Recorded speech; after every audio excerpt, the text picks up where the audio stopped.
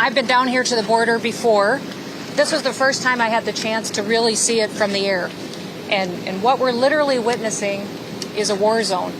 And it's astonishing to me to watch it perpetuated by our federal government and by President Biden. I was the first state to send National Guard troops down here to participate in partnership with the Texas National Guard.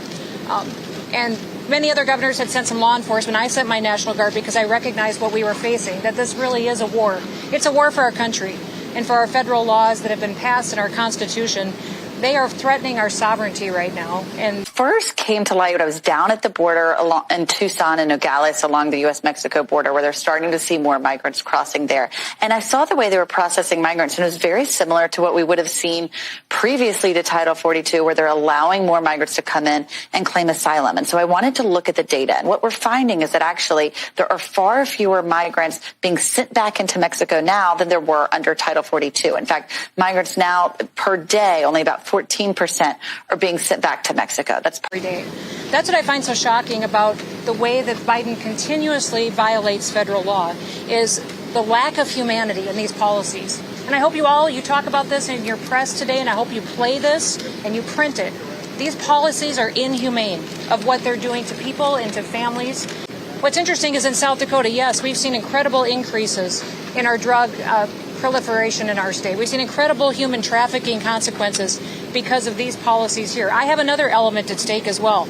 I have Native American tribes in South Dakota. I have no jurisdiction on their reservations.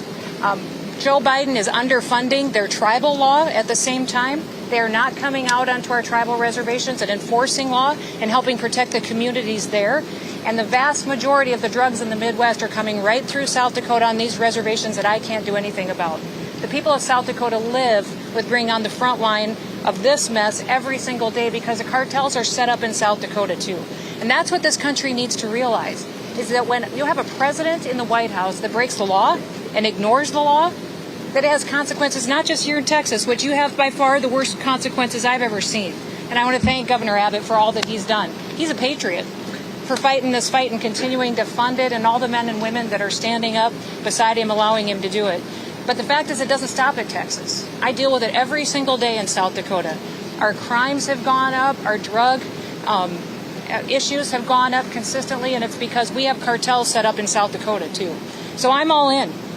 I've had our National Guard down here for a long time. We've had our Lakota helicopters down here on a federal mission doing surveillance on the border.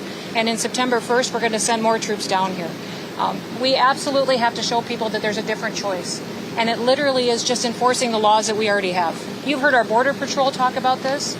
You've heard our National Guard talk about this, our public safety. We don't need more laws. We just need the president to respect the laws that we already have. So thank you, Governor. Thank you, Governor. You're a rock star. Thank you. Now, Governor Stitt from Oklahoma.